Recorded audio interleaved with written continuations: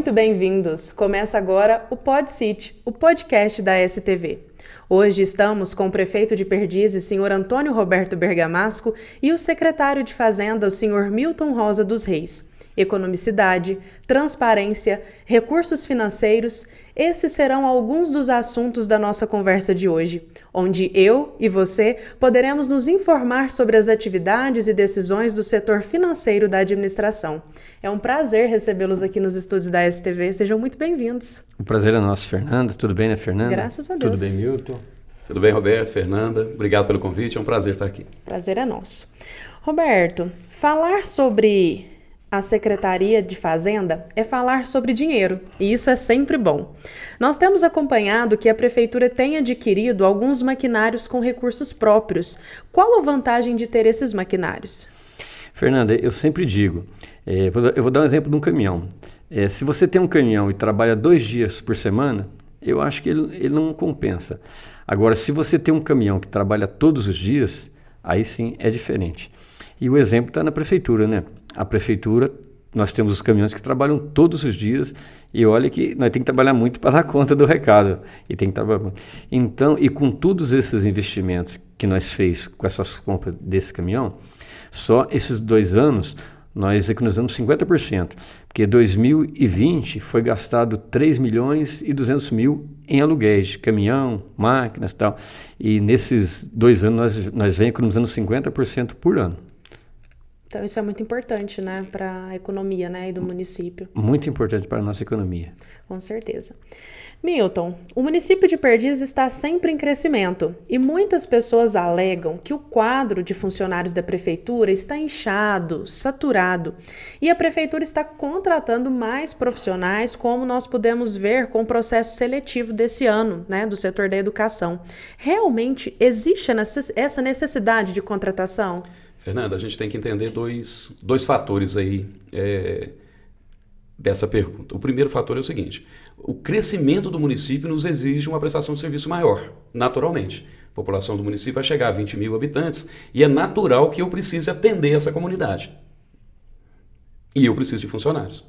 E um outro fator, nós não estamos contratando mais funcionários do que nós tínhamos no ano passado. Essa conta não é verdadeira. Os contratados, né, principalmente da área da educação, tiveram seus contratos rompidos. Por isso está acontecendo um novo processo seletivo para o ano de 2023 para suprir as vagas. Então não é uma nova contratação, assim, dos mesmos funcionários, é um novo processo seletivo. Perfeito. Pode acontecer, claro, né, daquele funcionário que estava contratado, passar no processo seletivo novamente e ser contratado. Mas nós não estamos contratando a mais do que nós fechamos o quadro do ano passado de funcionários da prefeitura. Um outro detalhe, eu aumento a quantidade de alunos nas escolas. Naturalmente, eu preciso aumentar também a quantidade de professores, de monitores, né, de auxiliares, cantineiros, motoristas, né, para prestar o transporte a esses alunos. Então, é natural que eu preciso fazer um processo seletivo e contratar. Mas nós não estamos inchando, muito pelo contrário. Né? O discurso nosso tem sido com os secretários de que a gente trabalhe fazendo o máximo possível para a nossa população em cada secretaria, mas contratando o mínimo possível de funcionários. Até porque a gente tem um limitador legal. Né? Nós não podemos passar de 54% de folha de pagamento comparado à nossa arrecadação. Entendi. Fernanda, e o exemplo também está na Olinda, né? Esse ano são mais 9 salas que a Olinda vai estar disponibilizando para atender os alunos. Em relação ao ano passado. Em relação, aumenta 9 salas. Então, como o Milton falou, né? É mais alimentação, mais transporte e mais professor, né? Sim. E como é que anda o pagamento desses servidores e fornecedores? Fernanda, desde o primeiro dia do meu mandato, né? Foi a coisa que eu mais priorizei. Pagamento em dia. Pagamento em dia. É lógico que para a gente pagar, a gente tem que ter a nota na mão e tem que ter o serviço executado. É assim que funciona, não é, Milton? Isso, exatamente. A gente, inclusive, optou por uma separação de pagamento de fornecedores. A gente tem pago os fornecedores próximos ao 10º dia útil de cada mês e alguns fornecedores no 20º dia. Tá? Para a gente fazer uma concentração para aquele fornecedor saber que ou no 10º dia ou no 20º dia ele vai estar recebendo pelo serviço ou pelo produto que ele vendeu. Com relação aos servidores, né? Mantivemos em dia os pagamentos. O ano passado a gente teve a oportunidade de antecipar o pagamento do 13º, né? Pagamos, igual eu comentei na primeira resposta, dentro do mês de dezembro nós pagamos 3 folhas de pagamento dentro do mês de dezembro, cumprindo, né, o nosso compromisso com o servidor, né, que é o colaborador, quem faz a prefeitura funcionar, é quem presta o serviço à nossa comunidade, é o nosso servidor, e nada mais justo que ele receba seu salário em dia. Sim, com certeza. Se falar de dinheiro é bom, falar de festa também é, né? E nós temos uma pergunta da população que questionou que a prefeitura não fez o aniversário da cidade no ano passado e agora vai fazer o carnaval. E aí, o que é que mudou no financeiro da prefeitura do final do ano para agora? Fernanda, 2022, você tem um exemplo de tanta coisa que a prefeitura fez, né? A gente cuidou das escolas, das estradas e a gente fez muita coisa. E quando a gente vai fazer a aniversário da cidade, a gente tem que programar antes, né, Milton? A gente tem que programar pelo menos 60 dias ou até mais, né, Milton? Exatamente. Porque as pessoas acham assim, a gente vai fazer uma festa na cidade, aí eu contrato o show hoje e amanhã o pessoal vem aqui, toca, faz o show. E não funciona assim, né? A gente tem que fazer licitações, né, que normalmente demoram aí 60, 90 dias, dependendo do tipo de licitação. Outra coisa, com o artista é um pouco pior, porque a gente tem que contratar com antecedência para ter o artista que a gente quer, na data que a gente quer e no preço que a gente pode pagar. Como essa decisão tinha que ter sido tomada bem antes do aniversário da cidade, naquele momento nós não tínhamos a convicção financeira do compromisso. E volto a falar para você, nós temos um mês de dezembro que é muito pesado para o município. Justamente porque nós temos 3 folhas de pagamento pagas com a mesma arrecadação. Então, no momento da decisão da festa, que foi bem antes da festa, 60 dias antes da festa, a gente optou por não fazer, justamente pela responsabilidade, né, de não correr o risco, por exemplo, de deixar algum compromisso ou com o fornecedor ou com o nosso servidor sem cumprir. Optamos por não fazer. Esse ano nós temos um novo orçamento, né, e até explicar aqui de uma maneira mais simples, né, nós temos uma previsão de arrecadação. Ela pode acontecer ou não. Como é que é feito isso? Isso é feito através de um estudo de histórico da arrecadação do município. Então, nós temos uma previsão de arrecadação um pouco diferente para 2023, né? E que nos permitiu planejar, né, a execução do Carnaval, que vai ser a primeira festa do nosso calendário, e, se Deus permitir, alguns outros eventos aí que a gente vai comentar daqui a pouco. E assim, a escolha dos shows é muito importante, né? Eu acredito que está alinhada com essa questão do financeiro, porque, né, os dois têm que andarem junto, a escolha, a satisfação da população, mas também o financeiro, correto? Sem dúvida nenhuma, porque eu sempre gosto de comentar que é o seguinte, prefeitura não fabrica o dinheiro, tá? O dinheiro é público. Na verdade, o dinheiro é do contribuinte. O que o administrador público, o que o Roberto, como prefeito, faz? Ele devolve esse dinheiro para a comunidade através dos serviços que a prefeitura presta. Então, o dinheiro ali é do contribuinte. Então, quando eu vou gastar esse dinheiro do contribuinte, a gente tem que ter muita responsabilidade, porque o dinheiro é um só. Sim. Então, se eu uso para determinada coisa, é o mesmo dinheiro que eu usaria para outra. Então, a decisão de usar para esse ou para aquele evento, né, para essa ou para aquela responsabilidade, ela é muito importante. E aí vem a questão, por exemplo, dos shows. A gente tenta casar as duas coisas, né, Roberto? A vontade da gente de trazer um show bacana, né, de trazer um artista renomado, mas ao mesmo tempo a disponibilidade de recursos da prefeitura, é claro. Sim, e assim, uma coisa que às vezes vocês podem nos ajudar a entender um pouco melhor é que não é só o show, não é só o cantor, é toda uma estrutura que é envolvida, correto? E que não é barato. Né? Sim, com todos os gastos de estrutura, iluminação, essas coisas, né? Palco, né? Quando é necessário, segurança. Então, assim, demanda muitos recursos, né? Além dos shows contratados. Sim, perfeitamente. Quem dera a gente fizesse o show e fosse o gasto apenas com o artista. Sim. Né? Existe uma estrutura que você precisa montar para dar segurança, para dar conforto à população, né? Que vai lá assistir, que vai lá participar do evento. E isso é caríssimo. Muitas vezes até mais caro do que o próprio cachê do artista. Entendi. Bom, falando em festa, a Expopar do ano passado foi realizada com portões abertos. Por que vocês chegaram a essa opção? Fernanda, é que o Milton acabou de mencionar, né? O dinheiro é do povo, né? Então, nada mais justo que voltasse para o povo. E o ano passado, nós fizemos porque nós teve condição de fazer, né? Sim. Isso é muito importante. Foi bem quisto pela população, bem aceito, né? Nós pudemos notar, né? Essa modalidade de portões abertos, né? Tanto é que bateu recorde de público, né? A nossa Expopert nunca teve tão prestigiada igual teve o ano passado, né?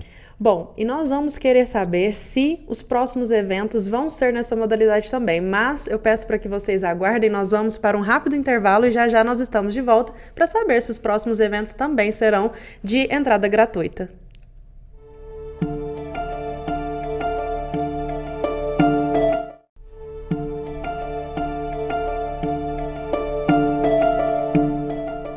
E nós estamos de volta e nós estávamos falando antes dos intervalos sobre as festas de portão aberto.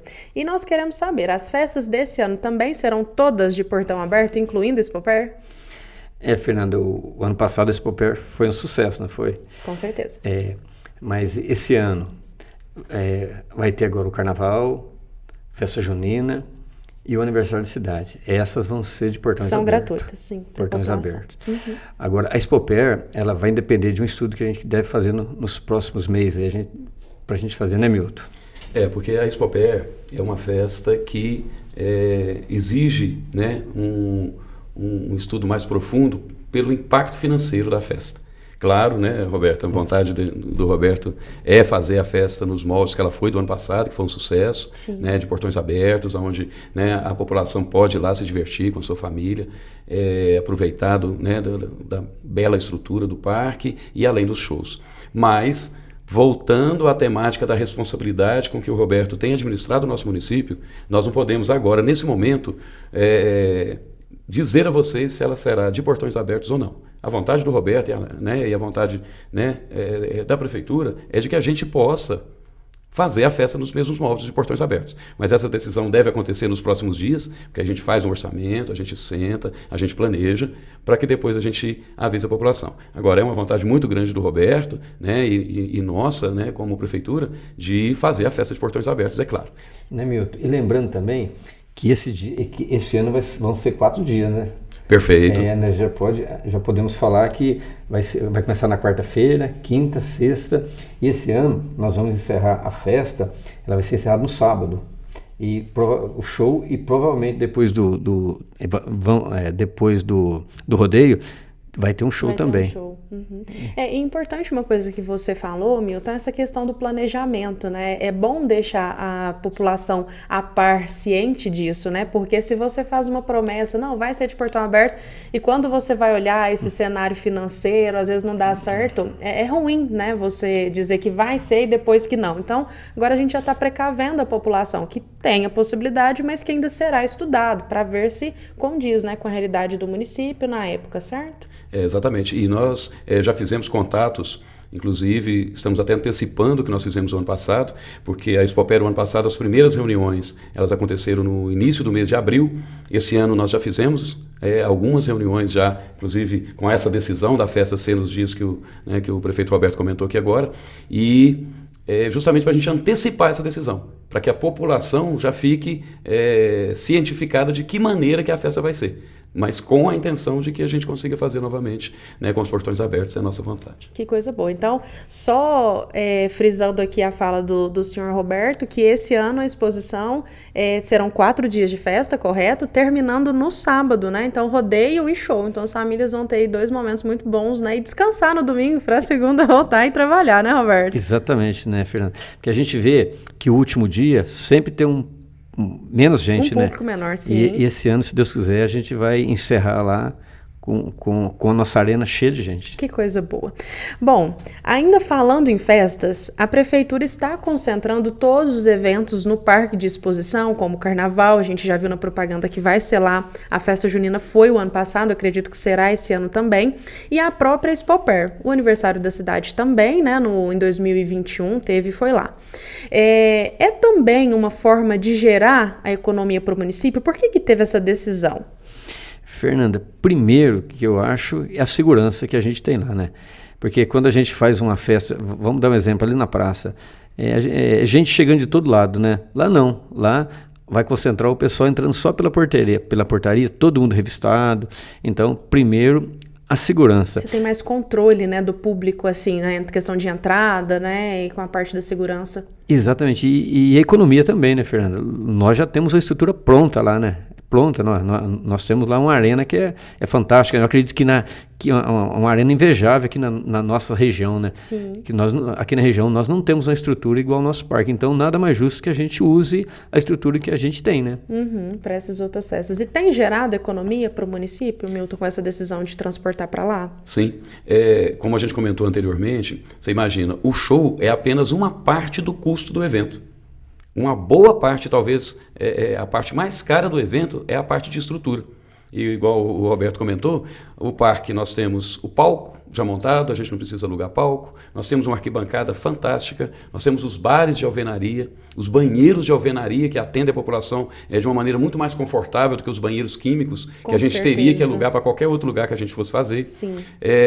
A própria estrutura de segurança, né, que o Roberto acabou de salientar, que nos tranquiliza e tranquiliza a população, né, que vai estar lá dentro, né, com todos os integrantes do evento sendo revistados, né, as famílias poderão estar lá tranquilas, né, sem violência. Então, gera, além da satisfação da comunidade, a economia com essa estrutura que eu deixo de ter que alugar. Né? Então, isso aí nos ajuda até a fazer um evento melhor, porque nós podemos concentrar, né, esse gasto com outras despesas, talvez trazendo um show melhor. Né? Então, assim, a estrutura do parque ela é fantástica e precisa ser usada. E eu me lembro muito do Roberto sempre comentar isso conosco, que a população reclamava disso, né, de que aquela estrutura tão bacana que o Parque de Exposições possui era utilizada praticamente só uma vez por ano, só durante a Expoper. E hoje, né, o Roberto tomou essa decisão, e eu acho que é uma decisão correta, da gente utilizar aquela estrutura para o máximo de eventos que a prefeitura puder fazer. Sim. E segurança para a cidade também, né, Fernanda? Imagina, a gente faz show ali em volta da praça, né? As Sim, casas, os moradores, né? O barulho. Sim. Então, eu acho que a nossa estrutura lá ela é perfeita e o lugar é perfeito. E eu, como uma jovem senhora, eu tenho que confessar que a parte da estrutura do parque ela é encantadora justamente porque tem local para sentar. Então, por exemplo, o carnaval agora a gente vê, né? Provavelmente eu não conseguiria pular um carnaval várias horas, não. Então, agora tem essa oportunidade, né? De ir com as famílias, ter um lugar para sentar e poder assistir os shows do carnaval, claro, né? Com toda a população. Então, isso é muito importante.